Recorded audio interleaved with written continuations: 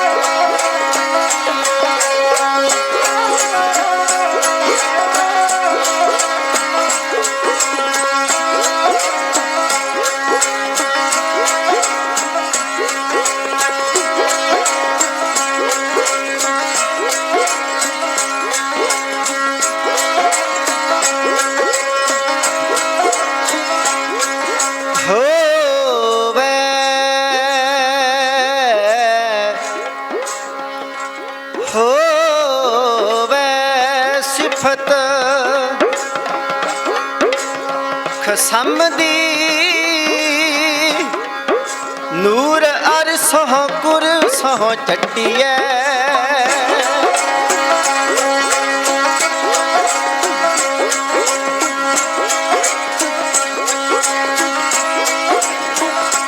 ਤੁਧ ਡਿਠੇ ਤੁਧ ਡਿਠੇ ਤੁਧ ਡਿਠੇ ਸੱਚੇ ਪਾਤਸ਼ਾਹ ਸੱਚੇ ਪਾਤਸ਼ਾਹ ਮਲ ਜਨਮ ਜਨਮ ਦੀ ਕੱਟੀਐ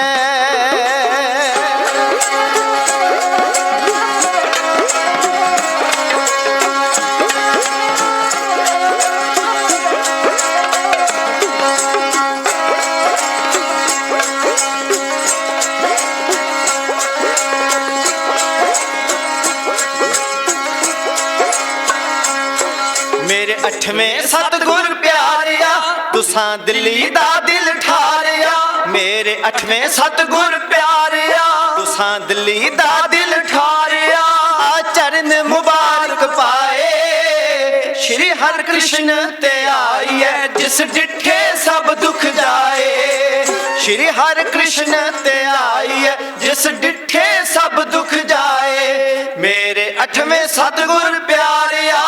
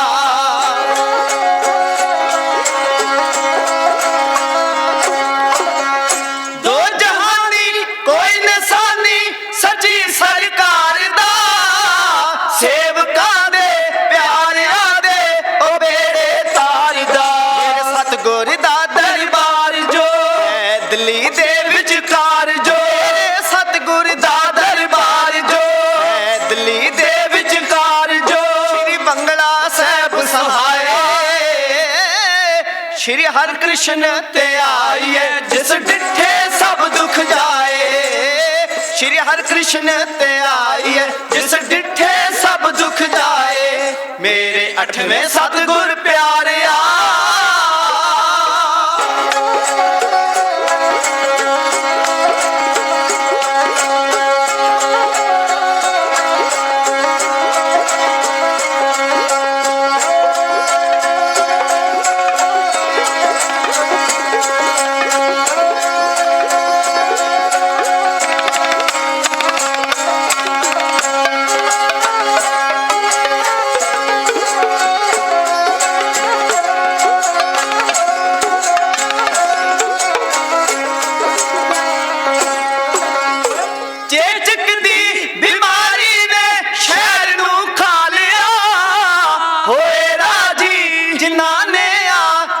ਦਰਸ਼ਨ ਪਾ ਲਿਆ।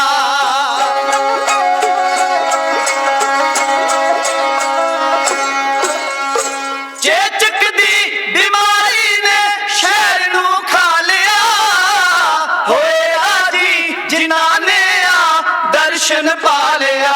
ਦਿੱਲੀ ਵਿੱਚ ਕੂਕਾਂ ਉੱਠਦੀਆਂ, ਦੁੱਖਾਂ ਦੀਆਂ ਪੰਡਾਂ ਚੁੱਕੀਆਂ। ਦਿੱਲੀ ਵਿੱਚ ਕੂਕਾਂ ਉੱਠਦੀਆਂ, ਦਿੱਲੀ ਵਿੱਚ ਕੂਕਾਂ ਉੱਠੀਆਂ, ਦੁੱਖਾਂ ਦੀਆਂ ਪੰਡਾਂ ਚੁੱਕੀਆਂ। ਬੋਲ ਜਗ ਦੇ ਕਸ਼ਟ ਨਿਵਾਰੇ, ਸ਼੍ਰੀ ਹਰਿਕ੍ਰਿਸ਼ਨ ਤੇ ਆਈ ਹੈ, ਜਿਸ ਡਿਠੇ ਸਭ ਦੁੱਖ ਜਾਏ। ਹਾਂ, ਸ਼੍ਰੀ ਹਰਿਕ੍ਰਿਸ਼ਨ ਤੇ ਆਈ ਹੈ, ਜਿਸ ਡਿਠੇ ਸਭ ਦੁੱਖ ਜਾਏ। ਮੇਰੇ 8ਵੇਂ ਸਤਿਗੁਰ ਪਿਆਰਿਆ,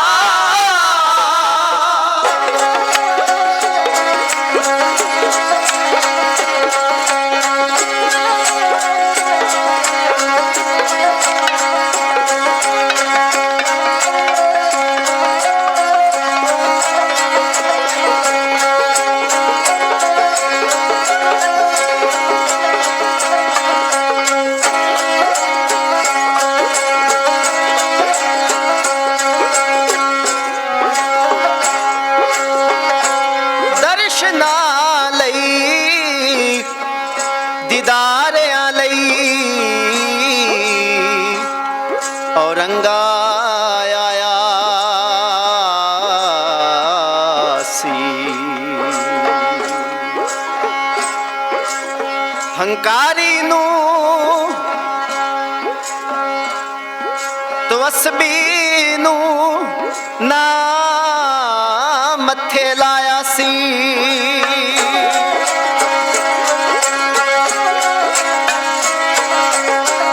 ਦਰਸ਼ਨਾਂ ਲਈ ਦੀਦਾਰਿਆਂ ਲਈ ਔਰੰਗਾ ਆਇਆ ਸੀ।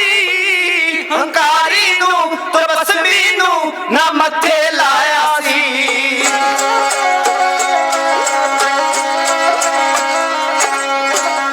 ਦਰਸ਼ਨਾਂ ਲਈ ਦੀਦਾਰਿਆਂ ਲਈ ਔਰੰਗਾ ਆਇਆ ਸੀ।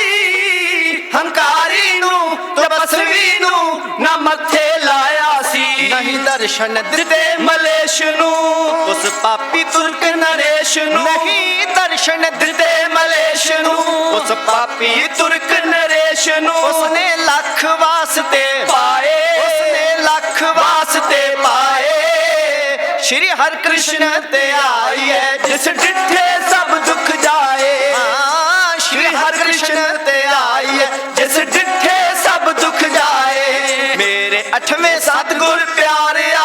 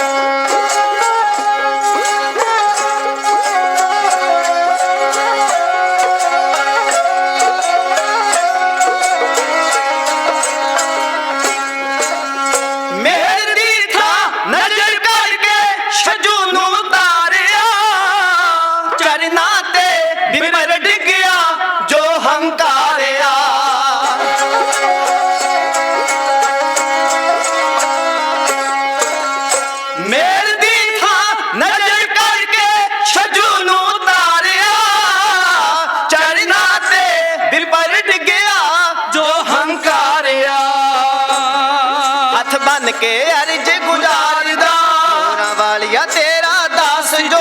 ਹੱਥ ਬਨ ਅਰਦਾਸ ਗੁਜ਼ਾਰਦਾ, ਮੋਰਾਂ ਵਾਲਿਆ ਤੇਰਾ ਦਾਸ ਜੋ। ਨਾਮ ਨਾ ਦਿਲੋਂ ਭੁਲਾਵੇ, ਸ਼੍ਰੀ ਹਰਿਕ੍ਰਿਸ਼ਨ ਤੇ ਆਈ ਹੈ, ਜਿਸ ਡਿਠੇ ਸਭ ਦੁੱਖ ਜਾਏ। ਹਾਂ, ਸ਼੍ਰੀ ਹਰਿਕ੍ਰਿਸ਼ਨ ਤੇ ਆਈ ਹੈ, ਜਿਸ ਡਿਠੇ ਸਭ ਦੁੱਖ ਜਾਏ। ਜਿਸ ਡਿਠੇ ਸਭ ਦੁੱਖ ਜਾਏ, ਜਿਸ ਡਿਠੇ ਸਭ ਦੁੱਖ ਜਾਏ।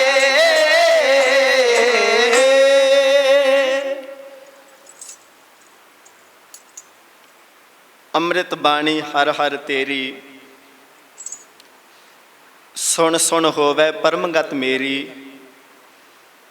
ਜਲਨ ਬੁਝੀ ਸੀਤਲ ਹੋਏ ਮਨੁਆ, ਸਤਿਗੁਰ ਕਾ ਦਰਸ਼ਨ ਪਾਏ ਜੀਓ। ਜੁਗੋ ਜੁਗ ਅਟਲ ਗੁਰੂ ਗਰੀਬ ਨਿਵਾਜ, ਕਰੁਣਾ ਨਿਧਾਨ ਕਿਰਪਾ ਦੇ ਸਾਗਰ, ਬਖਸ਼ਿੰਦ ਬਖਸ਼ਨਹਾਰ ਮਿਹਰਬਾਨ ਦਇਆਵਾਨ ਸਤਿਗੁਰੂ।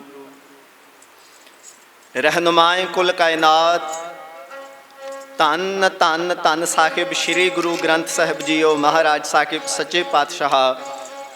ਦਿਆਲੂ ਅਤੇ ਕਿਰਪਾਲੂ ਗੁਰਦੇਵ ਸਤਿਗੁਰੂ ਦੀ ਪਾਵਨ ਅਤੇ ਪਵਿੱਤਰ ਹਜ਼ੂਰੀ ਅੰਦਰ ਗੁਰਮਤਿ ਸਮਾਗਮ ਨੂੰ ਮੁੱਖ ਰੱਖਦਿਆਂ ਹੋਇਆਂ ਬੜੇ ਪਿਆਰ ਭਾਵਨਾ ਨਾਲ ਜੁੜ ਮਿਲ ਬੈਠ ਕੇ ਗੁਰੂ ਰੂਪ ਗੁਰੂ ਪਿਆਰੇ ਗੁਰੂ ਸਵਾਰੇ ਖਾਲਸਾ ਜੀ ਸਤਿਗੁਰੂ ਜੀਆਂ ਦੇ ਸਤਿਕਾਰ ਵਿੱਚ ਦੋਵੇਂ ਹੱਥ ਜੋੜ ਕੇ ਸੀਸ ਝੁਕਾਈਏ, ਰਸਨਾ ਫਤਿਹ ਦੇ ਸਿਮਰਨ ਨਾਲ ਪਵਿੱਤਰ ਕਰੀਏ।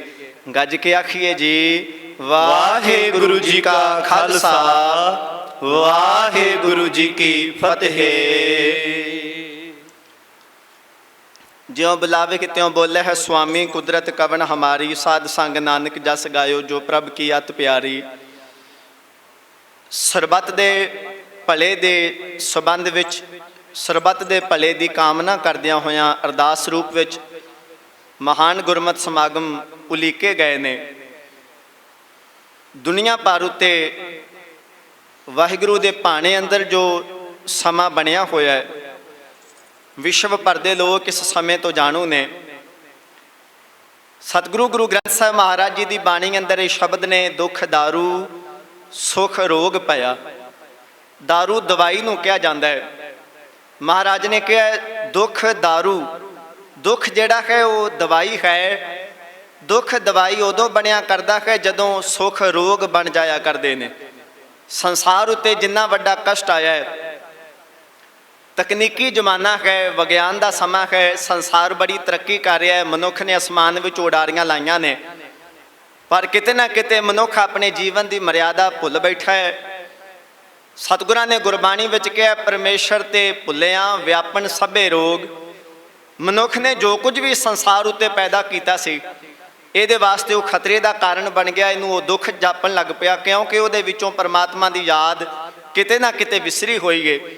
ਅੱਜ ਉਹ ਆਪਣੀ ਯਾਦ ਦਿਵਾਉਣ ਵਾਸਤੇ, ਆਪਣੀ ਹਸਤੀ ਮਹਿਸੂਸ ਕਰਾਉਣ ਵਾਸਤੇ ਅਕਾਲ ਪੁਰਖ ਨੇ ਇਹ ਸੰਸਾਰ ਭਰ ਵਿੱਚ ਇੱਕ ਕੌਤਕ ਵਰਤਾਇਆ ਹੈ, ਚੋਜ ਵਰਤਾਇਆ ਹੈ। ਦੁਨੀਆ ਭਰ ਦੇ ਲੋਕ ਜਿਹੜੇ ਰੱਬ ਦੀ ਹੋਂਦ ਤੋਂ ਮੁਨਕਰ ਸਨ, ਅੱਜ ਉਹਨਾਂ ਦੇ ਸਾਰੇ ਤੰਤਰ ਫੇਲ ਹੋ ਗਏ। ਤੇ ਭਾਵੇਂ ਕੋਈ ਸਾਇੰਸਦਾਨ ਨੇ, ਭਾਵੇਂ ਕੋਈ ਡਾਕਟਰ ਨੇ, ਭਾਵੇਂ ਸਰਕਾਰਾਂ ਨੇ, ਭਾਵੇਂ ਧਾਰਮਿਕ ਲੋਕ ਨੇ, ਜਿੰਨੇ ਵੀ ਨੇ ਸਾਰੇ ਇੱਕ ਅਕਾਲ ਦੀ, ਇੱਕ ਪਰਮੇਸ਼ਰ ਦੀ ਆਸ ਤੱਕਣ ਦਾ, ਓਟ ਤੱਕਣ ਦਾ ਦੁਨੀਆ ਨੂੰ ਸੁਨੇਹਾ ਦੇ ਰਹੇ ਨੇ। ਆਓ ਉਸੇ ਅਕਾਲ ਪੁਰਖ ਦੇ ਚਰਨਾਂ ਵਿੱਚ ਸਰਬੱਤ ਦੇ ਭਲੇ ਦੀ ਕਾਮਨਾ ਕਰਦਿਆਂ ਹੋਇਆਂ ਇਹ ਸਮਾਗਮ ਉਲੀਕੇ ਗਏ ਨੇ। ਅੰਮ੍ਰਿਤਮਈ ਬਾਣੀ ਦਾ ਕੀਰਤਨ ਆਪ ਜੀ ਨੇ ਸਰਵਣ ਕੀਤਾ ਹੈ। ਨਿਯਤ ਕੀਤੇ ਹੋਏ ਸਮੇਂ ਵਿੱਚ ਸਤਿਗੁਰੂ ਗੁਰੂ ਹਰਿਕ੍ਰਿਸ਼ਨ ਮਹਾਰਾਜ ਜੀ ਦੇ ਜੀਵਨ ਵਿੱਚੋਂ ਦੋ ਉਪਮਾ ਭਰੀਆਂ ਵਾਰਾਂ ਆਪ ਜੀ ਦੇ ਸਨਮੁਖ ਰੱਖਣੀਆਂ ਨੇ। ਆਪ ਸੰਗਤ ਅਸੀਸ ਪ੍ਰਦਾਨ ਕਰੋ, ਸਮਰੱਥ ਗੁਰੂ ਸਿਰ ਹੱਥ ਧਰਿਓ, ਗਰੀਬ ਨਵਾਜ ਰਹਿਮਤ ਕਰਨ, ਇਤਿਹਾਸ ਨਾਲ ਸਾਂਝ ਪਾਈਏ, ਸਰਬੱਤ ਦੇ ਭਲੇ ਦੀ ਅਰਦਾਸ ਕਰੀਏ। ਪਿਆਰ ਸਹਿਤ ਆਖੋ ਜੀ ਨਾਨਕ ਨਾਮ ਚੜ੍ਹਦੀ ਕਲਾ, ਤੇਰੇ ਭਾਣੇ ਸਰਬੱਤ ਦਾ ਭਲਾ। ਅਸੀਂ ਸਰਬੱਤ ਦਾ ਭਲਾ ਸ਼ਬਦ ਵਰਤਦੇ ਹਾਂ, ਉਹਦੇ ਤੋਂ ਪਹਿਲਾਂ ਇੱਕ ਸ਼ਬਦ ਹੈ ਭਾਣਾ। ਸਿੱਖੀ ਜਿਹੜੀ ਹੈ ਭਾਣੇ ਦੀ ਹੈ। ਭਾਣੇ ਤੋਂ ਬਾਹਰ ਜਾ ਕੇ ਸੰਸਾਰ ਦਾ ਭਲਾ ਨਹੀਂ ਹੋ ਸਕਦਾ। ਸਿੱਖ ਜਦੋਂ ਅਰਦਾਸ ਕਰਦਾ ਉਹ ਭਾਣਾ ਸ਼ਬਦ ਪਹਿਲਾਂ ਕਹਿੰਦਾ, ਤੇਰੇ ਭਾਣੇ ਸਰਬੱਤ ਦਾ ਭਲਾ। ਵਾਹਿਗੁਰੂ ਤੇਰੇ ਭਾਣੇ ਵਿੱਚ ਰਹਿ ਕੇ ਹੀ ਸੰਸਾਰ ਦਾ ਭਲਾ ਹੈ।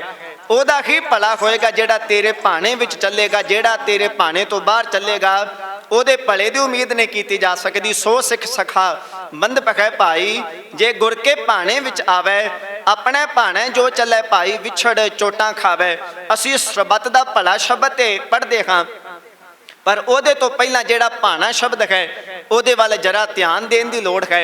ਅਗਰ ਮਨੁੱਖ ਚੱਲੇ ਹੀ ਭਾਣੇ ਵਿੱਚ ਤੇ ਇਹਨੂੰ ਦੁੱਖਾਂ ਦਾ ਸਾਹਮਣਾ ਕਰਨਾ ਹੀ ਨਹੀਂ ਪਵੇਗਾ। ਰਸਨਾ ਪਵਿੱਤਰ ਕਰੋ, ਆਖੋ ਜੀ ਸਤਨਾਮ ਸ਼੍ਰੀ ਵਾਹਿਗੁਰੂ। ਗੁਰੂ ਸਾਹਿਬ ਦੀ ਵਸਾਈ ਹੋਈ ਨਗਰੀ ਸ਼੍ਰੀ ਕੀਰਤਪੁਰ ਸਾਹਿਬ ਦੀ ਪਾਵਨ ਪਵਿੱਤਰ ਸਰਜ਼ਮੀਨ ਹੈ, ਪਵਿੱਤਰ ਧਰਤੀ ਹੈ।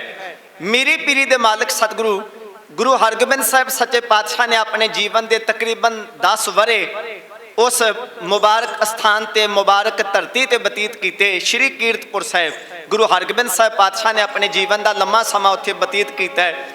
ਸਤਿਗੁਰੂ ਗੁਰੂ ਹਰਿ ਰਾਏ ਸਾਹਿਬ ਮਹਾਰਾਜ 7ਵੇਂ ਪਾਤਸ਼ਾਹ ਆਪਣੇ ਜੀਵਨ ਦਾ ਬਹੁਤਾ ਸਮਾਂ ਉਹਨਾਂ ਨੇ ਸ਼੍ਰੀ ਕੀਰਤਪੁਰ ਸਾਹਿਬ ਦੀ ਧਰਤੀ ਤੇ ਬਤੀਤ ਕੀਤਾ ਹੈ। ਉਹਨਾਂ ਤੋਂ ਉਪਰੰਤ ਉਹਨਾਂ ਦੇ ਸਾਹਿਬਜ਼ਾਦੇ ਜਿਨ੍ਹਾਂ ਨੂੰ ਅਸ਼ਟਮ ਬਲਬੀਰਾ ਕਿਹਾ ਜਾਂਦਾ ਹੈ, 8ਵੇਂ ਪਾਤਸ਼ਾਹ ਕਿਹਾ ਜਾਂਦਾ ਹੈ, ਜਿਨ੍ਹਾਂ ਦੀ ਪ੍ਰਥਾਏ ਸਾਹਿਬੇ ਕਮਾਲ ਗੁਰੂ ਗੋਬਿੰਦ ਸਿੰਘ ਮਹਾਰਾਜ ਆਪਣੀ ਮੁਬਾਰਕ ਕਲਮ ਨਾਲ ਬੜੇ ਪਿਆਰ ਵਿੱਚ ਆ ਕੇ ਲਿਖਦੇ ਨੇ, ਸ਼੍ਰੀ ਹਰਿਕ੍ਰਿਸ਼ਨ ਧਿਆਏ ਹੈ ਜਿਸ ਡਿਠੇ ਸਭ ਦੁੱਖ ਜਾਏ। ਗੁਰੂ ਨੂੰ ਧਿਆਉਣ ਦੇ ਨਾਲ ਤੇ ਗੁਰੂ ਦੇ ਦਰਸ਼ਨ ਕਰਨ ਦੇ ਨਾਲ ਸਾਰੇ ਦੁੱਖਾਂ ਦਾ ਨਾਸ਼ ਹੋਏਗਾ। ਇੱਕ ਸ਼ਬਦ ਗੁਰੂ ਗੋਬਿੰਦ ਸਿੰਘ ਮਹਾਰਾਜ ਜੀ ਨੇ ਆਪਣੀ ਕਲਮ ਨਾਲ ਦਸਮ ਬਾਣੀ ਵਿੱਚ ਅੰਕਿਤ ਕੀਤੇ ਨੇ। 8ਵੇਂ ਪਾਤਸ਼ਾਹ ਸ਼੍ਰੀ ਕੀਰਤਪੁਰ ਸਾਹਿਬ ਜੀ ਦੀ ਪਾਵਨ ਪਵਿੱਤਰ ਧਰਤੀ ਤੇ ਸੋਭਾ ਪਾ ਰਹੇ ਨੇ, ਸੰਗਤਾਂ ਨੂੰ ਦਰਸ਼ਨ ਦਿਦਾਰੇ ਦੇ ਕੇ ਨਿਹਾਲ ਕਰ ਰਹੇ ਨੇ। ਉਧਰ ਗੁਰੂ ਘਰ ਦੇ ਨਾਲ ਸਤਿਗੁਰੂ ਗੁਰੂ ਹਰਿਕ੍ਰਿਸ਼ਨ ਮਹਾਰਾਜ ਨਾਲ ਈਰਖਾ ਕਰਨ ਵਾਲਾ ਬਾਬਾ ਰਾਮ ਰਾਏ ਔਰੰਗਜ਼ੇਬ ਦੇ ਕੰਨ ਭਰ ਰਿਹਾ ਕਿ ਬਾਦਸ਼ਾਹ ਸਲਾਮਤ, ਜਿਹੜੀਆਂ ਤੁਸੀਂ ਮੇਰੇ ਕੋਲ ਕਰਾਮਾਤਾਂ ਵੇਖੀਆਂ ਨੇ ਤੇ ਛੋਟੀਆਂ ਨੇ, ਤੇ ਜੇ ਤੁਸੀਂ ਬਾਬਾ ਹਰਿਕ੍ਰਿਸ਼ਨ ਸਾਹਿਬ ਨੂੰ ਦਿੱਲੀ ਬੁਲਾਓ ਤੇ ਉਹ ਵੱਡੀਆਂ ਅਜ਼ਮਤਾਂ ਦੇ ਮਾਲਕ ਨੇ।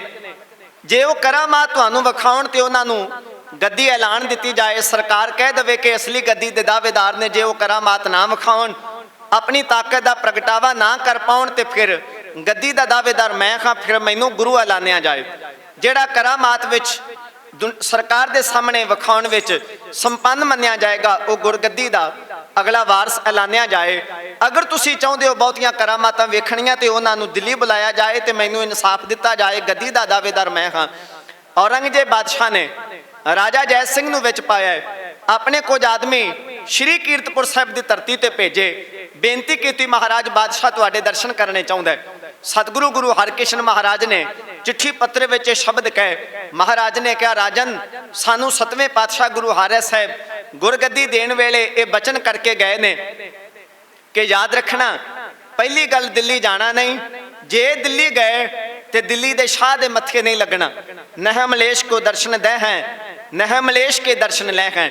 ਜੇ ਜਾਣਾ ਪਵੇ ਸੰਗਤ ਦੀ ਬੇਨਤੀ ਪ੍ਰਵਾਨ ਕਰਕੇ ਸੰਗਤ ਤੱਕ ਸੀਮਤ ਰਹਿਣਾ, ਸ਼ਾਹ ਨਾਲ ਕੋਈ ਮੁਲਾਕਾਤ ਨਹੀਂ ਹੋਏਗੀ।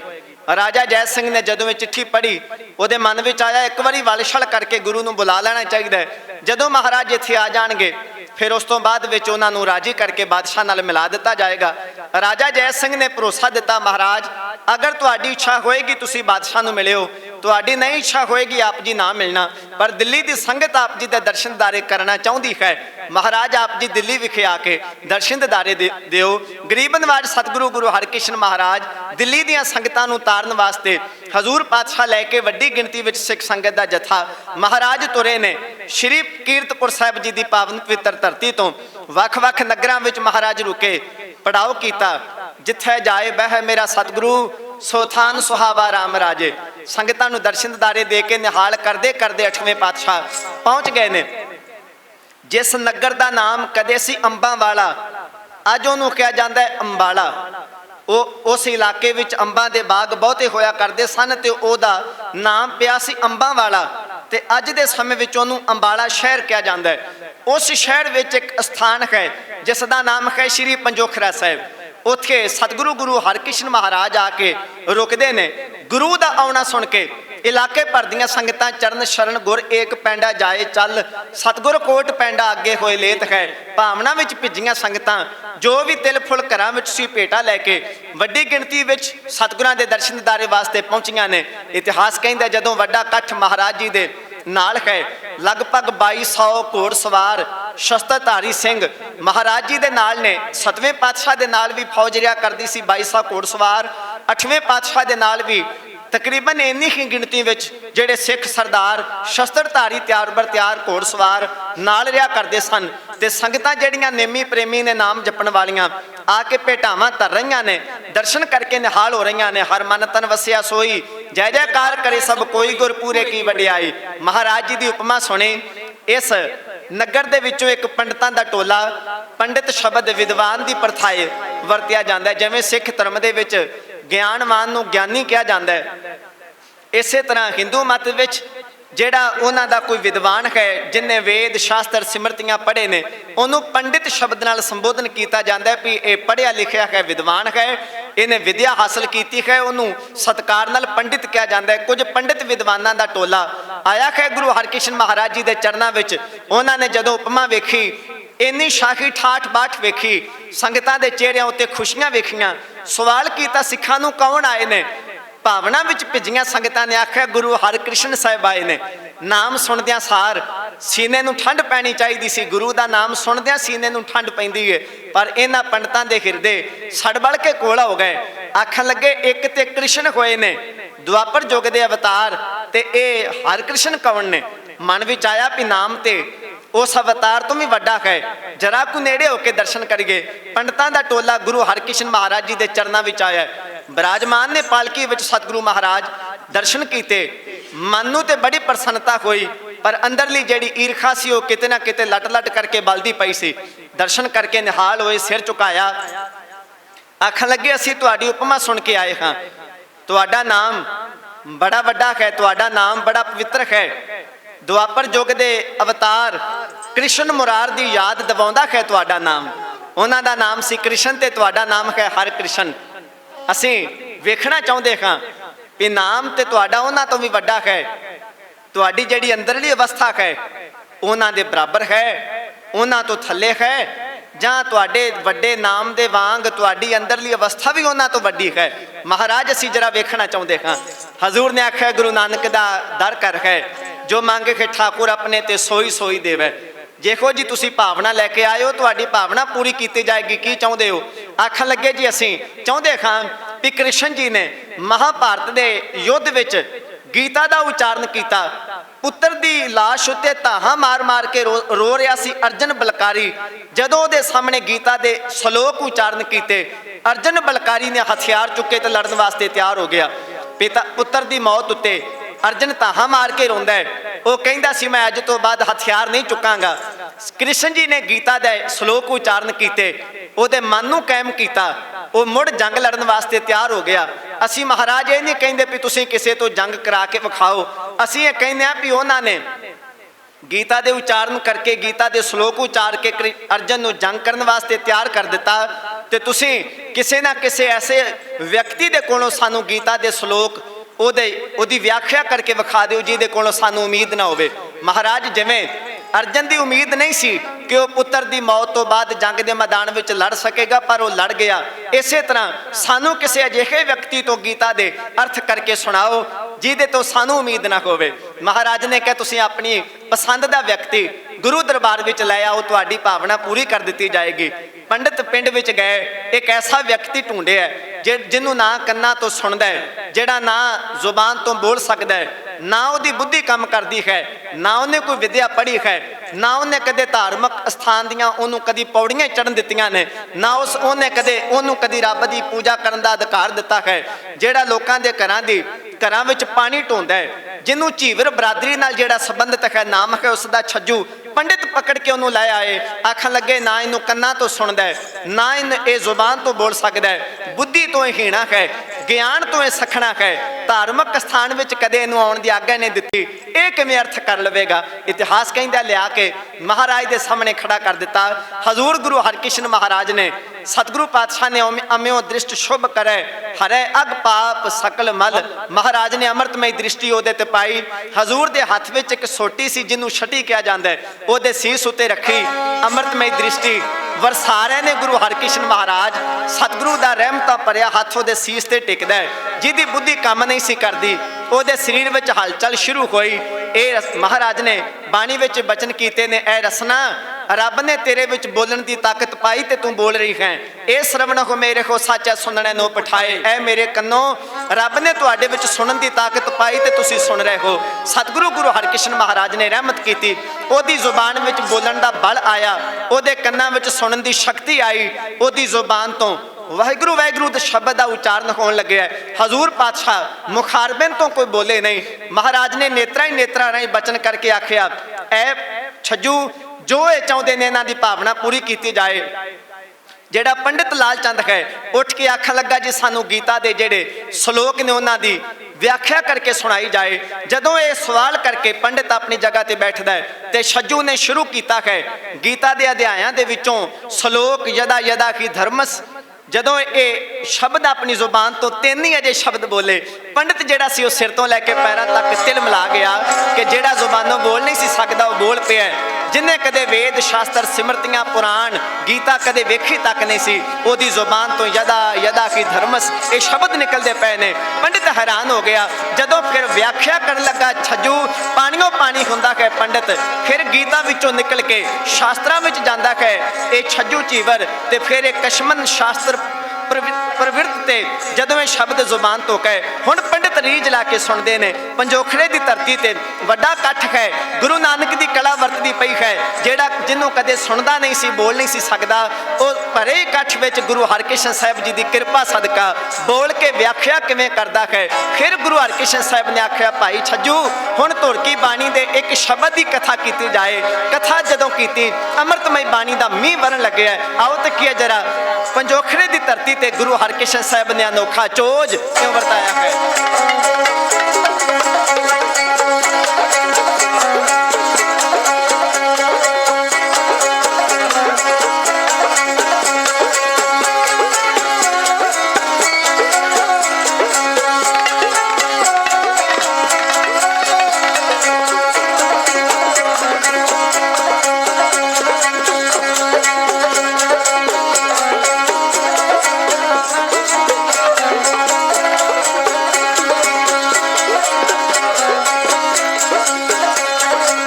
पंडिता ने चाल चलिए कमाल जी, चलिए कमाल जी, भोले पाले बंदे नू ले आए पाल जी, भोले पाले बंदे नू ले आए पाल जी। वांग टक सालियां शब्द गाउंदा सी, वांग टक सालियां शब्द गाउंदा सी, खोल खोल अर्थ गीता दे सुनाउंदा सी, खोल खोल अर्थ गीता दे सुनाउंदा सी।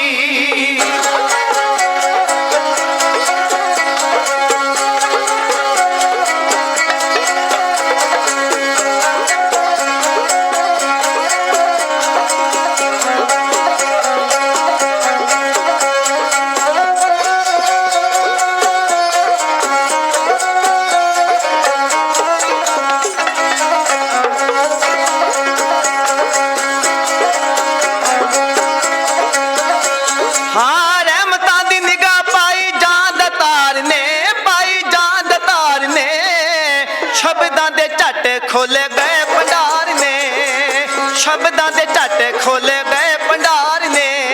वेदां दा ज्ञान मुख चों अलाउंदा सी, वेदां दा ज्ञान मुख चों अलाउंदा सी, खोल खोल अर्थ गीता दे सुनाउंदा सी, खोल खोल अर्थ गीता दे सुनाउंदा सी।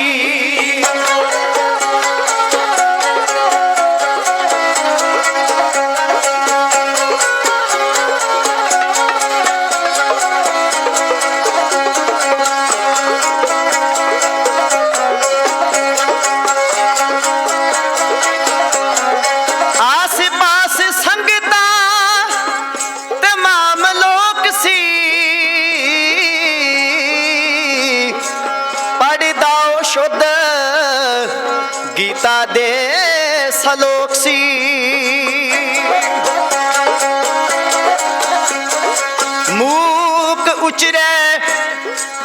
मूक उचरे शास्त्र खट, पेंग गिरन चढ़ जाए, अंध लखै बदरो सुने, अंध लखै बदरो सुने, जो काल कृपा कराए।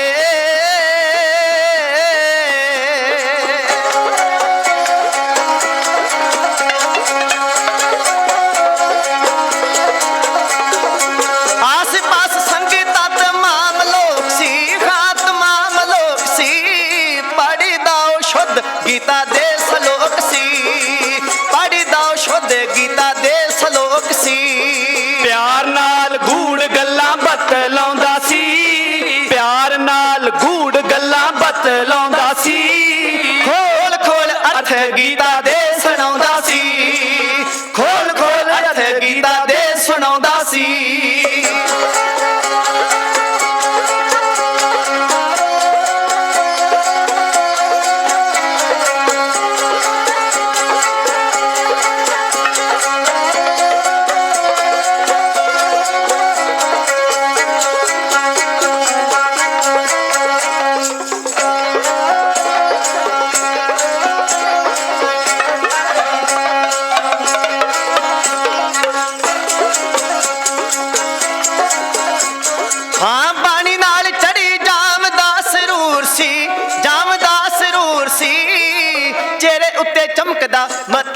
ਨੂਰ ਸੀ, ਚਿਹਰੇ ਉੱਤੇ ਚਮਕਦਾ ਮਤਾਬੀ ਨੂਰ ਸੀ।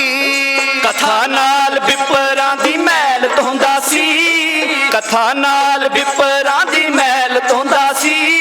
ਖੋਲ ਖੋਲ ਅਰਥ ਗੀਤਾ ਦੇ ਸੁਣਾਉਂਦਾ ਸੀ, ਖੋਲ ਖੋਲ ਅਰਥ ਗੀਤਾ ਦੇ ਸੁਣਾਉਂਦਾ ਸੀ, ਗੀਤਾ ਦੇ ਸੁਣਾਉਂਦਾ ਸੀ, ਗੀਤਾ ਦੇ ਸੁਣਾਉਂਦਾ ਸੀ, ਗੀਤਾ ਦੇ ਸੁਣਾਉਂਦਾ ਸੀ।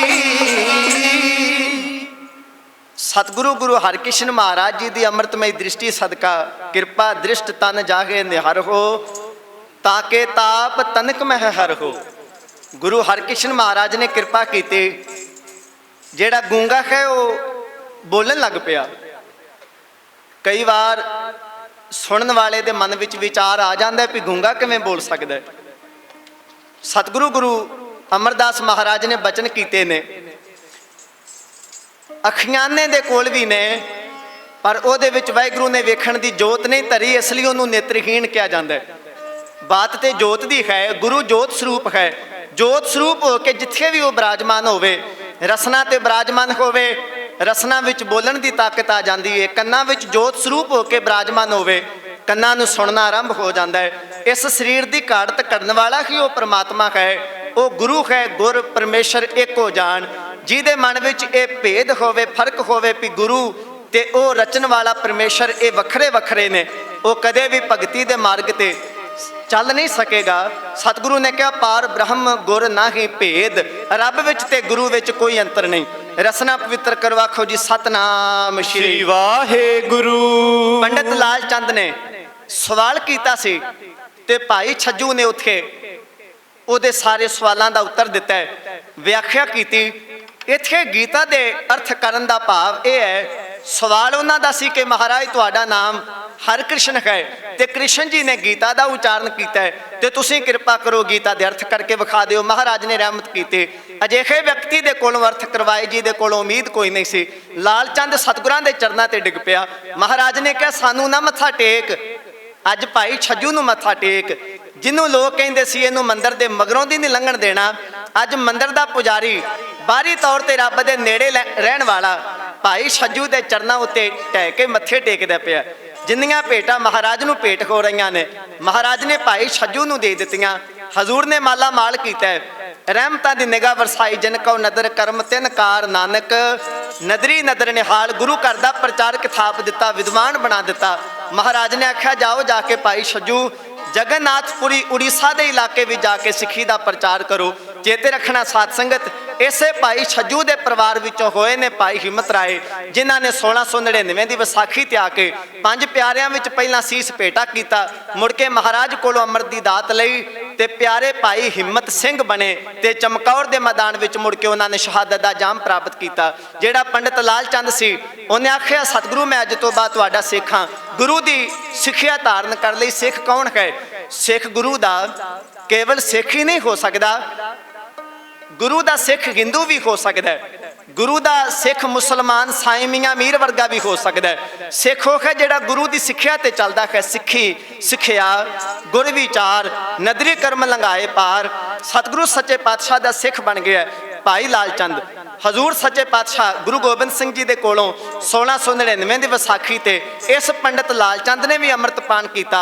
ਅੰਮ੍ਰਿਤਪਾਨ ਕਰਕੇ ਲਾਲ ਸਿੰਘ ਬਣੇ। ਚਮਕੌਰ ਦੇ ਮੈਦਾਨ ਵਿੱਚ ਮੁੜ ਕੇ ਇਹਨਾਂ ਨੇ ਵੀ ਸ਼ਹਾਦਤ ਦਾ ਜਾਮ ਪ੍ਰਾਪਤ ਕੀਤਾ। ਆਓ ਅਖੀਰਲੀ ਵਾਰ ਕਹਿ ਕੇ ਢਾਡੀ ਜਥਕੇ ਨੇ ਖੇਮਾਂ ਦੇ ਜਾਚਕ ਹੋਣਾ ਹੈ। ਰਹਿਮਤਾਂ ਦੀ ਸ਼ੈਬਰ ਲਾ ਕੇ ਸਤਿਗੁਰੂ ਗੁਰੂ ਹਰਿਕ੍ਰਿਸ਼ਨ ਸਾਹਿਬ ਪੰਜੋਖਰੇ ਤੋਂ ਤੁਰੇ ਨੇ। ਮਹਾਰਾਜ ਚੱਲਦੇ ਚੱਲਦੇ ਚੱਲਦੇ ਪਾਣੀਪਤ, ਸੋਨੀਪਤ, ਕਰਨਾਲ, ਇਹ ਸਾਰੇ ਸ਼ਹਿਰਾਂ ਵਿੱਚ ਦੀ ਹੁੰਦੇ ਮਹਾਰਾਜ ਜਾ ਕੇ ਪਹੁੰਚਦੇ ਨੇ ਦਿੱਲੀ ਸ਼ਹਿਰ। ਰਾਜਾ ਜੈ ਸਿੰਘ ਸਤਿਗੁਰੂ ਗੁਰੂ ਹਰਿਕ੍ਰਿਸ਼ਨ ਮਹਾਰਾਜ ਜੀ ਨੂੰ ਲੈਣ ਵਾਸਤੇ ਆਇਆ। ਆਪਣੇ ਬੰਗਲੇ ਉੱਤੇ ਮਹਾਰਾਜ ਜੀ ਦੀ ਰਿਹਾਇਸ਼ ਕਰਵਾਈ। ਔਰੰਗਜ਼ੇਬ ਬਾਦਸ਼ਾਹ ਨੂੰ ਸੂਚਿਤ ਕੀਤਾ ਕਿ ਮਹਾਰਾਜ ਆ ਗਏ ਨੇ। ਬਾਦਸ਼ਾਹ ਨੇ ਮਹਾਰਾਜ ਨੂੰ ਮਾਇਆ ਭੇਜੀ। ਹਜ਼ੂਰ ਜੀ ਦੀ ਉਮਰ ਛੋਟੀ ਹੈ, ਇਦਾਂ ਸੋਚ ਕੇ ਮਹਾਰਾਜ ਵਾਸਤੇ ਖਿਡੌਣੇ ਵੀ ਭੇਜੇ, ਮਠਿਆਈਆਂ ਵੀ ਭੇਜੀਆਂ, ਬਸਤਰ ਵੀ ਭੇਜੇ। ਗੁਰੂ ਦੀ ਆਤਮਿਕ ਅਵਸਥਾ ਚੈੱਕ ਕਰਨ ਵਾਸਤੇ, ਗੁਰੂ ਨੂੰ ਖਰੀਦਣ ਵਾਸਤੇ ਇਦਾਂ ਸੋਚਿਆ ਕਿ ਜੇ ਗੁਰੂ ਭੁੱਖਾ ਹੋਏਗਾ, ਜੇ ਗੁਰੂ ਅੰਦਰ ਲਾਲਚ ਹੋਏਗਾ, ਮੇਰੇ ਹੀਰੇ ਜਵਾਹਰਾਤ ਭੇਜੇ ਗੁਰੂ ਸਾਹਿਬ ਪ੍ਰਵਾਨ ਕਰ ਲੈਣਗੇ। ਇਹਨੇ ਉਹ ਵੀ ਥਾਲ ਭਰ ਕੇ ਭੇਜੇ।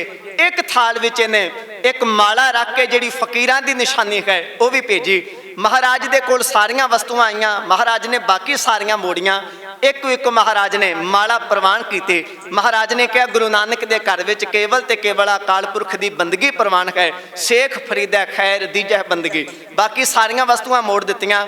ਜੈ ਜੈਕਾਰ ਹੋ ਗਈ ਕਿ ਸਤਿਗੁਰੂ ਗੁਰੂ ਹਰਕ੍ਰਿਸ਼ਨ ਮਹਾਰਾਜ ਗੁਰੂ ਹਾਰਿਆ ਸਾਹਿਬ ਜੀ ਦੇ ਭਾਵੇਂ ਛੋਟੇ ਸੁਪੁੱਤਰ ਨੇ, ਪਰ ਵਾਕਿਆ ਕਿ ਯੋਗਤਾ ਵਿੱਚ ਰਾਮ ਰਾਏ ਨਾਲੋਂ ਉਹ ਵੱਡੇ ਨੇ। ਗੁਰੂ ਹਾਰਿਆ ਸਾਹਿਬ ਜੀ ਦੀ ਜਿਹੜੀ ਚੋਣ ਹੈ ਉਹ ਬਿਲਕੁਲ ਠੀਕ ਹੈ। ਰਾਮ ਰਾਏ ਸਰਕਾਰ ਦੇ ਮਗਰ ਤੁਰਿਆ ਫਿਰਦਾ ਹੈ ਤੇ ਗੁਰੂ ਹਰਕ੍ਰਿਸ਼ਨ ਮਹਾਰਾਜ ਨੇ ਬਾਦਸ਼ਾਹ ਦੀਆਂ ਭੇਜੀਆਂ ਚੀਜ਼ਾਂ ਹੀ ਪ੍ਰਵਾਨ ਨਹੀਂ ਕੀਤੀਆਂ। ਬਾਦਸ਼ਾਹ ਨੇ ਆਖਿਆ ਮਿਲਣਾ ਚਾਹੁੰਦਾ ਹਾਂ। ਮਹਾਰਾਜ ਨੇ ਕਿਹਾ ਬਿਲਕੁਲ ਨਹੀਂ, ਅਸੀਂ ਬਚਨ ਕਰਕੇ ਆਏ ਹਾਂ, ਨਹਿ ਮਲੇਸ਼ ਕੋ ਦਰਸ਼ਨ ਦੇ ਹੈ, ਨਹਿ ਮਲੇਸ਼ ਕੇ ਦਰਸ਼ਨ ਲੈ ਹੈ। ਨਾ ਸਾਡੇ ਸਤਵੇਂ ਗੁਰਦੇਵ ਮੱਥੇ ਲੱਗੇ, ਨਾ ਅਸੀਂ ਮੱਥੇ ਲੱਗਾਂਗੇ। ਤੇ ਚੇਤੇ ਰੱਖਣਾ, ਕਦੇ ਗੁਰੂ ਤੇਗ ਬਹਾਦਰ ਮਹਾਰਾਜ ਜੀ ਦੇ ਮਹਾਰਾਜ ਨੂੰ ਝੁਕਾਉਣਾ ਚਾਹੁੰਦਾ ਸੀ ਬਾਦਸ਼ਾਹ, ਉਹ ਵੀ ਨਾ ਝੁਕੇ। ਕਦੇ 10ਵੇਂ ਪਾਤਸ਼ਾਹ ਨੂੰ ਔਰੰਗਜ਼ੇਬ ਝੁਕਾਉਣਾ ਚਾਹੁੰਦਾ ਸੀ, ਉਹ ਨਾ ਝੁਕੇ। ਇਹਦੀ ਸਾਰੀ ਜ਼ਿੰਦਗੀ ਸਮਾਪਤ ਹੋ ਗਈ। ਗੁਰੂ ਨਾਨਕ ਦੇ ਦਰਬਾਰ ਨੂੰ ਔਰੰਗਜ਼ੇਬ ਆਪਣੇ ਜੀਵਨ ਕਾਲ ਵਿੱਚ ਝੁਕਾ ਨਹੀਂ ਸਕਿਆ। ਖੈਰ ਸਮਾਂ ਆਪਣੀ ਚਾਲੇ ਚੱਲਦਾ ਹੈ। ਇੱਕ ਦਿਨ ਨਮਾਜ਼ ਪੜ੍ਹ ਕੇ, ਸਵੇਰ ਦਾ ਵੇਲਾ ਹੈ, ਨਮਾਜ਼ ਪੜ੍ਹ ਕੇ ਬਿਨਾਂ ਆਗਿਆ ਲਈ ਔਰੰਗਜ਼ੇਬ ਬਾਦਸ਼ਾਹ ਮਹਾਰਾਜ ਜਿਸ ਬੰਗਲੇ ਵਿੱਚ ਠਹਿਰੇ ਹੋਏ ਸਨ ਉਹਦੇ ਦਰਵਾਜ਼ੇ ਤੇ ਆ ਕੇ ਖੜਾ ਹੋਇਆ। ਮਹਾਰਾਜ ਨੂੰ ਜਦੋਂ ਪਤਾ ਲੱਗਿਆ, ਮਹਾਰਾਜ ਨੇ ਕਿਹਾ ਦਰਵਾਜ਼ੇ ਬੰਦ ਕਰ ਦਿੱਤੇ ਜਾਣ। ਹਿੰਦੁਸਤਾਨ ਦਾ ਬਾਦਸ਼ਾਹ ਆਇਆ ਹੋਵੇ, ਸਾਡੇ ਤੇ ਘਰ ਕੋਈ ਚੇਅਰਮੈਨ ਆ ਜਾਏ, ਬਲਾਕ ਸਮਿਤੀ ਮੈਂਬਰ ਆ ਜਾਏ, ਕੋਈ ਪ੍ਰਧਾਨ ਆ ਜਾਏ, ਕੋਈ MLA ਆ ਜਾਏ, ਕੋਈ MP ਆ ਜਾਏ, ਲੋਕ 10 ਕਿਲੋਮੀਟਰ ਦੂਰ ਤੱਕ ਲੈਣ ਜਾਂਦੇ ਨੇ ਵੀ ਸਾਡੇ ਘਰੇ ਆ ਰਿਹਾ। ਲੋਕ ਉਹਦੀ ਤਸਵੀਰ ਆਪਣੇ ਘਰ ਵਿੱਚ ਲਗਾਉਂਦੇ ਨੇ ਵੀ ਪਤਾ ਲੱਗੇ ਵੀ ਇਹਦੀ ਜਾਣ ਪਛਾਣ ਬੜੇ ਵੱਡੇ ਬੰਦੇ ਨਾਲ ਹੈ। ਲੋਕ ਖਿਦਮਤ ਕਰਨ ਵਿੱਚ ਕੋਈ ਕਸਰ ਨਹੀਂ ਛੱਡਦੇ। ਸਤਿਗੁਰੂ ਦੀ ਬਾਣੀ ਦਾ ਬਚਨ ਹੈ, ਪ੍ਰਭ ਕੋ ਸਿਮਰ ਕਿਸੇ ਬੇਮੁਹਤਾਜੇ, ਉਹਨਾਂ ਨੂੰ ਕਿਸੇ ਦੀ ਮੁਤਾਜਗੀ ਨਹੀਂ। ਹਿੰਦੁਸਤਾਨ ਦਾ ਬਾਦਸ਼ਾਹ ਦਰਵਾਜ਼ੇ ਤੇ ਆ ਕੇ ਖੜਾ ਹੋ ਗਿਆ। ਮੈਂ ਮੱਥੇ ਲੱਗਣਾ ਚਾਹੁੰਦਾ ਹਾਂ, ਮੈਨੂੰ ਮਹਾਰਾਜ ਬੰਗਲੇ ਵਿੱਚੋਂ ਹੀ ਦਰਸ਼ਨ ਦੇ ਦੇਣ। ਮੈਂ 1 ਸਕਿੰਟ ਦੀ ਝਲਕ ਪਾ ਕੇ ਤੈਅ ਕਰ ਦਿਆਂਗਾ ਵੀ ਗੁਰੂ ਹਰਕ੍ਰਿਸ਼ਨ ਸਾਹਿਬ ਜਿਹੜੇ ਨੇ ਉਹ ਅਸਲੀ ਗੁਰੂ ਨੇ। ਮਹਾਰਾਜ ਨੇ ਕਿਹਾ ਸਾਨੂੰ ਗੁਰੂ ਨਾਨਕ ਨੇ ਨਵਾਜਿਆ, ਸਾਨੂੰ ਸਰਕਾਰ ਦੀ ਪ੍ਰਵਾਨਗੀ ਲੈਣ ਦੀ ਲੋੜ ਨਹੀਂ, ਬਾਦਸ਼ਾਹ ਦੇ ਮੱਥੇ ਨਹੀਂ ਲੱਗਾਂਗੇ। ਇਤਿਹਾਸ ਕਹਿੰਦਾ ਹੈ ਵਕਤ ਦਾ ਬਾਦਸ਼ਾਹ ਦਰਵਾਜ਼ੇ ਉੱਤੇ ਖੜਾ ਰਿਹਾ, ਤਕਰੀਬਨ 12.5 ਮਿੰਟ ਖੜਾ ਰਿਹਾ। ਮਹਾਰਾਜ ਨੇ ਉਹਨੂੰ ਦਰਸ਼ਨ ਦਿਦਾਰੇ ਦੇਣ ਦੀ ਆਗਿਆ ਨਹੀਂ ਦਿੱਤੀ, ਦਰਵਾਜ਼ਾ ਬੰਦ ਹੀ ਰੱਖਿਆ। ਬਾਦਸ਼ਾਹ ਨਮੋਸ਼ੀ ਦਾ ਮਾਰਿਆ ਵਾਪਸ ਚਲਿਆ ਗਿਆ। ਉਧਰ ਜਿਵੇਂ ਅੱਜ ਸੰਸਾਰ ਉੱਤੇ ਕੋਰੋਨਾ ਵਾਇਰਸ ਨਾਂ ਦੀ ਬਿਮਾਰੀ ਫੈਲੀ ਹੈ, ਸਾਰਾ ਸੰਸਾਰ ਸੁੰਨਸਾਨ ਹੋ ਗਿਆ। ਹਵਾਵਾਂ ਵਿੱਚ ਉੱਡਦੇ ਜਹਾਜ਼ ਜ਼ਮੀਨ ਤੇ ਆ ਗਏ ਤੇ ਜਿਹੜੇ ਜ਼ਮੀਨ ਤੇ ਬੈਠੇ ਸਨ, ਜਿਨ੍ਹਾਂ ਪੰਛੀਆਂ ਦਾ ਅਧਿਕਾਰ ਅਸਮਾਨ ਵਿੱਚ ਉੱਡਣ ਦਾ ਸੀ, ਹੁਣ ਉਹਨਾਂ ਨੂੰ ਵਾਹਿਗੁਰੂ ਨੇ ਆਜ਼ਾਦੀ ਦਿੱਤੀ ਹੈ। ਹੁਣ ਉਹਨਾਂ ਪੰਛੀਆਂ ਦੇ ਹਵਾਲੇ ਅਸਮਾਨ ਹੈ ਤੇ ਜਿਹੜੇ ਮਨੁੱਖ ਦੇ ਬਣਾਏ ਹੋਏ ਜਹਾਜ਼ ਨੇ ਉਹ ਮੁੜ ਜ਼ਮੀਨ ਤੇ ਆ ਗਏ। ਮਨੁੱਖ ਨੇ ਪਸ਼ੂ ਪੰਛੀ ਕੈਦ ਕਰ ਲਏ, ਆਪ ਇਹ ਘਰਾਂ ਤੋਂ ਬਾਹਰ ਤੁਰਿਆ ਫਿਰਦਾ ਹੈ। ਅਕਾਲ ਪੁਰਖ ਨੇ ਚੋਜ ਵਰਤਾਇਆ, ਪਸ਼ੂ ਵੀ ਜ਼ਮੀਨ ਤੇ ਆ ਗਏ। ਮਨੁੱਖ ਜਿਹੜਾ ਸੀ ਉਹ 24 ਘੰਟਿਆਂ ਦੀ, ਮਹੀਨਿਆਂ 2 ਮਹੀਨਿਆਂ ਦੀ ਕੈਦ ਵਿੱਚ ਰੱਬ ਨੇ ਪਾ ਦਿੱਤਾ, ਘਰਾਂ ਵਿੱਚ ਕੈਦ ਕਰ ਦਿੱਤੇ। ਇਹ ਕਰਤੇ ਪੁਰਖ ਦਾ ਨਿਆਂ ਹੈ। ਵਾਹਿਗੁਰੂ ਕੀ ਚੋਜ ਵਰਤਾ ਰਿਹਾ ਹੈ ਇਹ ਵਾਹਿਗੁਰੂ ਜਾਣਾ ਹੈ। ਸਤਿਗੁਰੂ ਗੁਰੂ ਹਰਕ੍ਰਿਸ਼ਨ ਮਹਾਰਾਜ ਦਿੱਲੀ ਵਿਖੇ ਨੇ। ਦਿੱਲੀ ਵਿੱਚ ਚੇਚਕ ਦੀ ਬਿਮਾਰੀ ਫੈਲਦੀ ਹੈ, ਲੋਕ ਮਰਨ ਲੱਗੇ। ਬਿਮਾਰੀ ਦਾ ਬੜਾ ਵੱਡਾ ਅਸਰ ਦਿੱਲੀ ਉੱਤੇ ਹੋਇਆ। ਇਹ ਬਿਮਾਰੀ ਚੇਚਕ ਦੀ ਇਦਾਂ ਦੀ ਹੈ ਕਿ ਪਹਿਲਾਂ ਮਨੁੱਖ ਦੇ ਸਰੀਰ ਉੱਤੇ ਜਿਵੇਂ ਸੂਈ ਚੁੱਭਦੀ ਹੈ, ਇਦਾਂ ਕੁਝ ਚੋਭਾਂ ਵੱਜਦੀਆਂ ਨੇ। ਉਸ ਤੋਂ ਬਾਅਦ ਤੇਜ਼ ਬੁਖਾਰ ਚੜ੍ਹਦਾ ਹੈ, ਬੁਖਾਰ ਫਿਰ ਉਤਰਦਾ ਨਹੀਂ, ਉਸ ਕਾਰਨ ਫਿਰ ਵਿਅਕਤੀ ਦੀ ਮੌਤ ਹੋ ਜਾਂਦੀ ਹੈ।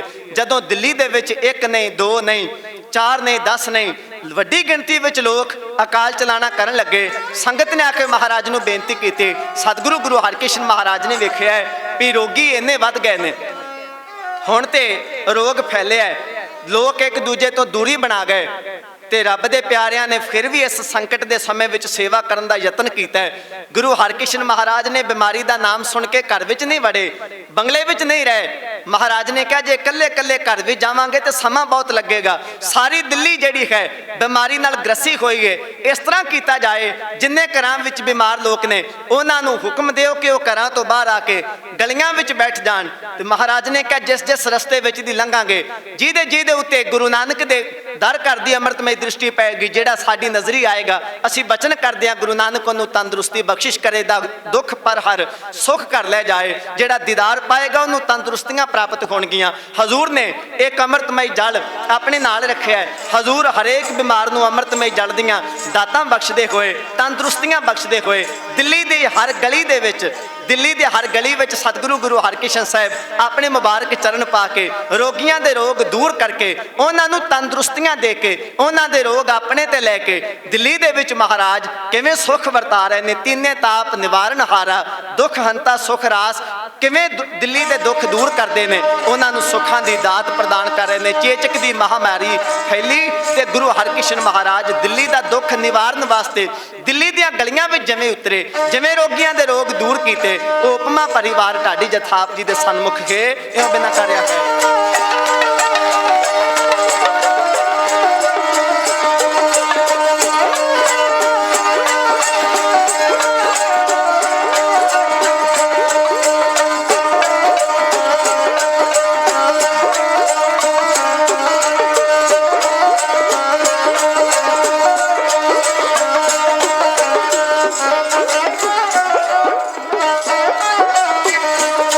ਸਤਵੇਂ ਸਤਿਗੁਰੂ ਜੀ ਦੇ ਜਾਏ ਦਿੱਲੀ ਸ਼ਹਿਰ ਨੂੰ ਪਾਗ ਲਗਾਏ। ਸਤਵੇਂ ਸਤਿਗੁਰੂ ਜੀ ਦੇ ਜਾਏ ਦਿੱਲੀ ਸ਼ਹਿਰ ਨੂੰ ਪਾਗ ਲਗਾਏ। ਸਤਵੇਂ ਸਤਿਗੁਰੂ ਜੀ ਦੇ ਜਾਏ ਦਿੱਲੀ ਸ਼ਹਿਰ ਨੂੰ ਪਾਗ ਲਗਾਏ। ਸਤਵੇਂ ਸਤਿਗੁਰੂ ਜੀ ਦੇ ਜਾਏ ਦਿੱਲੀ ਸ਼ਹਿਰ ਨੂੰ ਪਾਗ ਲਗਾਏ। ਤਾਰਨ ਕੁੱਲ ਦੁਨੀਆ ਨੂੰ ਆਏ, ਕੁੱਲ ਦੁਨੀਆ ਨੂੰ ਆਏ, ਜਗਤ ਜਲਨ ਦੇ ਠਾਰੇ ਨੇ। ਛੋਟੀ ਉਮਰੇ ਚੋਜ ਰਚਾਇਆ ਗੁਰੂ ਹਰਕ੍ਰਿਸ਼ਨ ਪਿਆਰੇ ਨੇ। ਛੋਟੀ ਉਮਰੇ ਚੋਜ ਰਚਾਇਆ ਗੁਰੂ ਹਰਕ੍ਰਿਸ਼ਨ ਪਿਆਰੇ ਨੇ।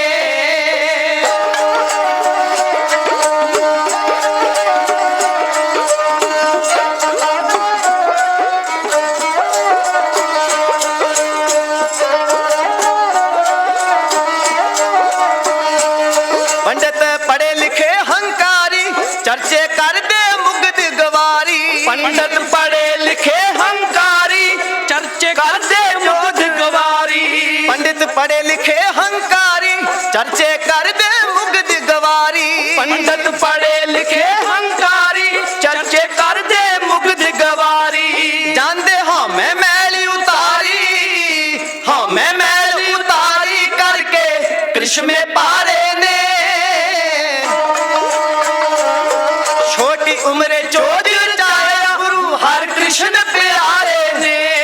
ਛੋਟੀ ਉਮਰੇ ਚੋਜ ਰਚਾਇਆ ਗੁਰੂ ਹਰਕ੍ਰਿਸ਼ਨ ਪਿਆਰੇ ਨੇ।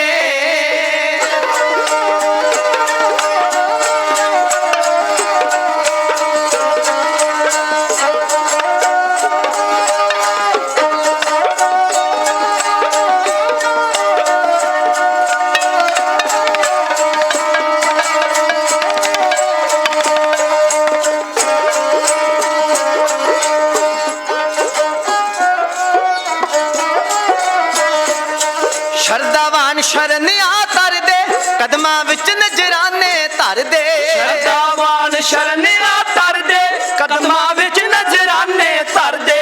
ਸ਼ਰਦਾਵਾਨ ਸ਼ਰਨਿਆ ਤਰਦੇ ਸ਼ਰਦਾਵਾਨ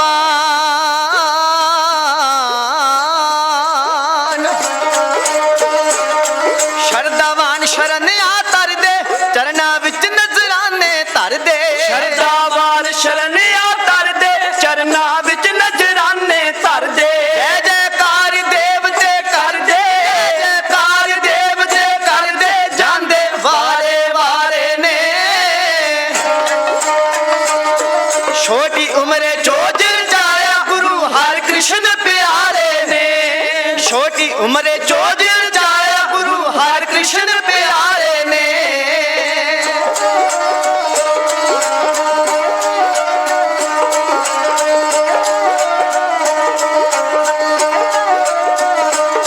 ਦਿੱਲੀ ਰੋਗ ਫੈਲਿਆ ਭਾਰਾ ਲੋਕੀ ਕਰਦੇ ਹਾਲ ਪੁਕਾਰਾ। ਦਿੱਲੀ ਰੋਗ ਫੈਲਿਆ ਪਾਰਾ ਲੋਕੀ ਕਰਦੇ ਹਾਲ ਪੁਕਾਰਾ। ਦਿੱਲੀ ਰੋਗ ਫੈਲਿਆ ਭਾਰਾ ਲੋਕੀ ਕਰਦੇ ਹਾਲ ਪੁਕਾਰਾ। ਦਿੱਲੀ ਰੋਗ ਫੈਲਿਆ ਪਾਰਾ ਲੋਕੀ ਕਰਦੇ ਹਾਲ ਪੁਕਾਰਾ। ਬਾਲਾ ਪ੍ਰੀਤਮ ਬਣੇ ਸਹਾਰਾ, ਪ੍ਰੀਤਮ ਬਣੇ ਸਹਾਰਾ, ਸਭ ਦੇ ਦੁੱਖ ਨਿਵਾਰੇ ਨੇ। ਛੋਟੀ ਉਮਰੇ ਚੋਜ ਰਚਾਇਆ ਗੁਰੂ ਹਰਕ੍ਰਿਸ਼ਨ ਪਿਆਰੇ ਨੇ। ਛੋਟੀ ਉਮਰੇ ਚੋਜ ਰਚਾਇਆ ਗੁਰੂ ਹਰਕ੍ਰਿਸ਼ਨ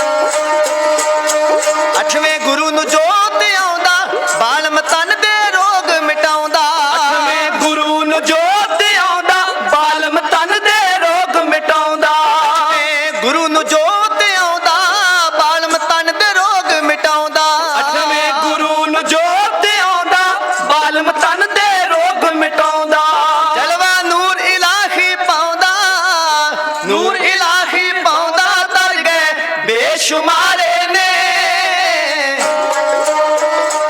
ਛੋਟੀ ਉਮਰੇ ਚੋਜ ਰਚਾਇਆ ਗੁਰੂ ਹਰਿ ਕ੍ਰਿਸ਼ਨ ਪਿਆਰੇ ਨੇ ਛੋਟੀ ਉਮਰੇ ਚੋਜ ਰਚਾਇਆ ਗੁਰੂ ਹਰਿ ਕ੍ਰਿਸ਼ਨ ਪਿਆਰੇ ਨੇ ਗੁਰੂ ਹਰਿ ਕ੍ਰਿਸ਼ਨ ਪਿਆਰੇ ਨੇ ਗੁਰੂ ਹਰਿ ਕ੍ਰਿਸ਼ਨ ਪਿਆਰੇ ਨੇ ਗੁਰੂ ਹਰਿ ਕ੍ਰਿਸ਼ਨ ਪਿਆਰੇ ਨੇ ਗੁਰੂ ਹਰਿ ਕ੍ਰਿਸ਼ਨ ਪਿਆਰੇ ਨੇ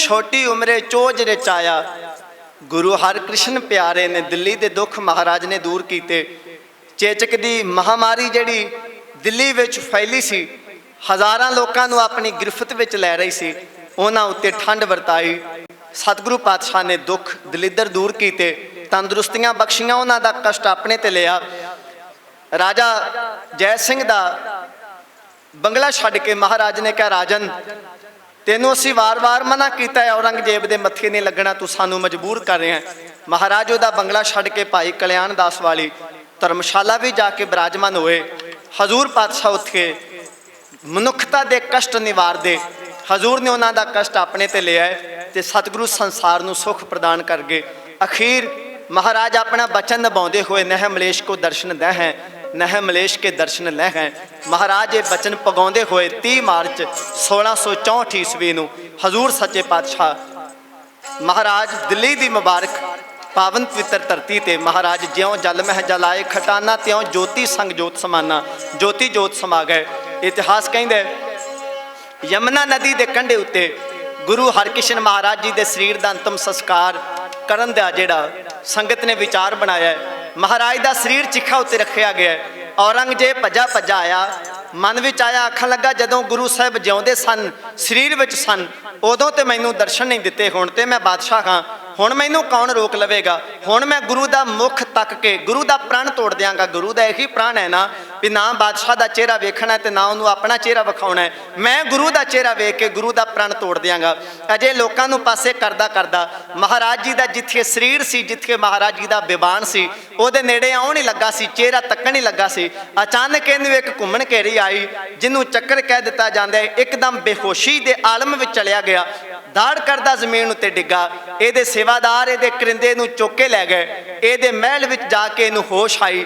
ਉਹਨੇ ਚਿਰ ਨੂੰ ਗੁਰੂ ਹਰਕ੍ਰਿਸ਼ਨ ਮਹਾਰਾਜ ਜੀ ਦੇ ਸਰੀਰ ਦਾ ਅੰਤਮ ਸੰਸਕਾਰ ਵੀ ਹੋ ਗਿਆ ਜਿੰਨੇ ਚਿਰ ਨੂੰ ਬਾਦਸ਼ਾਹ ਨੂੰ ਹੋਸ਼ ਆਈ ਇਹ ਹੈ ਗੁਰੂ ਦਾ ਪ੍ਰਾਣ ਸੂਰਬੀਰ ਬਚਨ ਕੇ ਬਲੀ ਜੋ ਹਜ਼ੂਰ ਦੀ ਰਸਨਾ ਤੋਂ ਬਚਨ ਨਿਕਲ ਗਿਆ ਮਹਾਰਾਜ ਨੇ ਠੀਕਰ ਫੋਰ ਦਿੱਲੀ ਸਿਰ ਪ੍ਰਭਪੁਰ ਕੀਆ ਪਿਆਨ ਇਹ ਬਚਨ 9ਵੇਂ ਪਾਤਸ਼ਾਹ ਦੀ ਸ਼ਹੀਦੀ ਉੱਤੇ ਵੀ ਟੁਕਦਾ ਹੈ 8ਵੇਂ ਪਾਤਸ਼ਾਹ ਉੱਤੇ ਵੀ ਟੁਕਦਾ ਹੈ ਮਹਾਰਾਜ ਨੇ ਬਚਨ ਨਿਭਾਇਆ ਦਿੱਲੀ ਦੇ ਦੁੱਖ ਦੂਰ ਕੀਤੇ ਹਜ਼ੂਰ ਗੁਰੂ ਨਾਨਕ ਦਾ ਦਰ ਕਰ ਹਮੇਸ਼ਾ ਹੀ ਮਨੁੱਖਤਾ ਦਾ ਭਲਾ ਮੰਗਦਾ ਹੈ ਅੱਜ ਵੀ ਸੰਸਾਰ ਉੱਤੇ ਬਿਮਾਰੀ ਫੈਲੀ ਹੈ ਨਾਮ ਜਪੀਏ ਗੁਰਬਾਣੀ ਪੜ੍ਹੀਏ ਅਕਾਲ ਪੁਰਖ ਦੇ ਚਰਨਾਂ ਵਿੱਚ ਜਗਤ ਜਲੰਦਾ ਰੱਖ ਲੈ ਆਪਣੀ ਕਿਰਪਾ ਧਾਰ ਦੇ ਮਹਾਵਾਕ ਅਨੁਸਾਰ ਅਰਦਾਸ ਕਰੀਏ ਹਜ਼ੂਰ ਰਹਿਮਤ ਕਰਨ ਮਨੁੱਖਤਾ ਦੇ ਕੋਲੋਂ ਜਿਹੜੀਆਂ ਸੰਸਾਰ ਵਿੱਚ ਵਿਚਰਦਿਆਂ ਭੁੱਲਾਂ ਹੋਈਆਂ ਨੇ ਮਹਾਰਾਜ ਉਹ ਬਖਸ਼ ਦੇਣ ਅੱਗੇ ਤੋਂ ਸਾਨੂੰ ਸੋਹਣੇ ਤਰੀਕੇ ਨਾਲ ਸੰਸਾਰ ਵਿੱਚ ਸਮਾਜ ਵਿੱਚ ਵਿਚਰਨ ਦੀ ਤੌਫੀਕ ਬਲਬੁੱਧ ਪ੍ਰਦਾਨ ਕਰਨ ਸੋਹਣਾ ਸਮਾਜ ਮਨੁੱਖ ਹੀ ਸਿਰਜ ਸਕਦਾ ਹੈ ਗੁਰੂ ਦੀ ਕਿਰਪਾ ਸਦਕਾ ਆਓ ਸੋਹਣਾ ਇਹ ਸੰਸਾਰ ਸਿਰਜੀਏ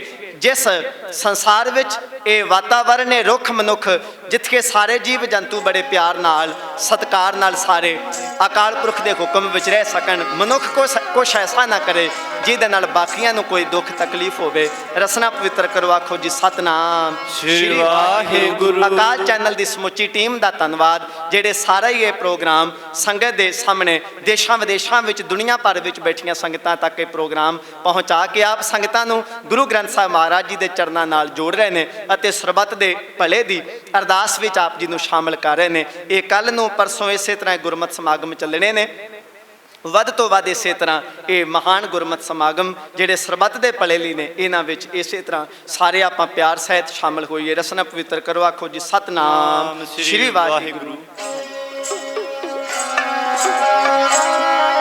ਰਾਮ ਕਲੀ ਮਹੱਲਾ ਤੀਜਾ ਆਨੰਦ ਏਕ ਓੰਕਾਰ ਸਤਿਗੁਰ ਪ੍ਰਸਾਦ ਆਨੰਦ ਪਾਇਆ ਮੇਰੀ ਮਾਏ ਸਤਿਗੁਰੂ ਮੈਂ ਪਾਇਆ ਗੁਰ ਦਾ ਪਾਇਆ ਸਹਿਜ ਸੇਤੀ ਮਨ ਵਜੀਆਂ ਵਾਧਾਈਆਂ ਰਾਗ ਰਤਨ ਪਰਵਾਰ ਪਰੀਆਂ ਸ਼ਬਦ ਗਾਵਣ ਆਈਆਂ ਸ਼ਬਦੋ ਤਗਾਵ ਹਰੀ ਕੇਰਾ ਮਨ ਜਿਨੀ ਵਸਾਇਆ ਹੈ ਨਾਨਕ ਆਨੰਦ ਹੋਆ ਸਤਿਗੁਰੂ ਮੈਂ ਪਾਇਆ ਏ ਮਨ ਮੇਰਿਆ ਤੂੰ ਸਦਾ ਰਹੋ ਹਰ ਨਾਲੇ ਹਰ ਨਾਲ ਕੋਲ ਰਹੋ ਤੂੰ ਮਨ ਮੇਰੇ ਦੁੱਖ ਸਭ ਵਿਸਾਰਨਾ ਅੰਗੀਕਾਰ ਉਹ ਕਰੇ ਤੇਰਾ ਕਾਰਜ ਸਭ ਸਵਾਰਨਾ ਸਭਨਾ ਗੱਲਾਂ ਸਮਰੱਥ ਸੁਆਮੀ ਸੋ ਕਿਉ ਮਨੋ ਵਿਸਾਰੇ ਹੈ ਨਾਨਕ ਮਨ ਮੇਰੇ ਸਦਾ ਰਹੋ ਹਰ ਨਾਲੇ ਸਾਚੇ ਸਾਹਿਬਾ ਕਿਆ ਨਹੀਂ ਕਰ ਤੇਰੇ ਕਰਤਾ ਤੇਰਾ ਸਭ ਕੁਛ ਹੈ ਜਿਸ ਦੇਹ ਸੋ ਪਾਵੇ ਸਦਾ ਸਿਫਤ ਸਲਾਹ ਤੇਰੀ ਨਾਮ ਮਨ ਵਸਾਵੇ ਨਾਮ ਜਨ ਕੈ ਮਨ ਵਸਿਆ ਬਾਜੇ ਸ਼ਬਦ ਕਨੇਰੇ ਕਹੈ ਨਾਨਕ ਸੱਚੇ ਸਾਹਿਬ ਕਿਆ ਨਹੀਂ ਕਰ ਤੇਰੇ ਸਾਚਾ ਨਾਮ ਮੇਰਾ ਆਧਾਰੋ ਸੱਚ ਨਾਮ ਆਧਾਰ ਮੇਰਾ ਜਿਨ ਭੁੱਖਾਂ ਸਭ ਗਵਾਈਆਂ ਸ਼ਾਂਤ ਸੁਖ ਮਨ ਆਏ ਵਸਿਆ ਜਿਨ ਇੱਛਾ ਸਭ ਪੁਜਾਈਆਂ ਸਦਾ ਕੁਰਬਾਨ ਕੀਤਾ ਗੁਰੂ ਵਿਟਹੁ ਜਿਸ ਦੀਆਂ ਇਹ ਵਡਿਆਈਆਂ ਕਹੈ ਨਾਨਕ ਸੁਣੋ ਸੰਤ ਹੋ ਸ਼ਬਦ ਤਰੋ ਪਿਆਰੋ ਸਾਚਾ ਨਾਮ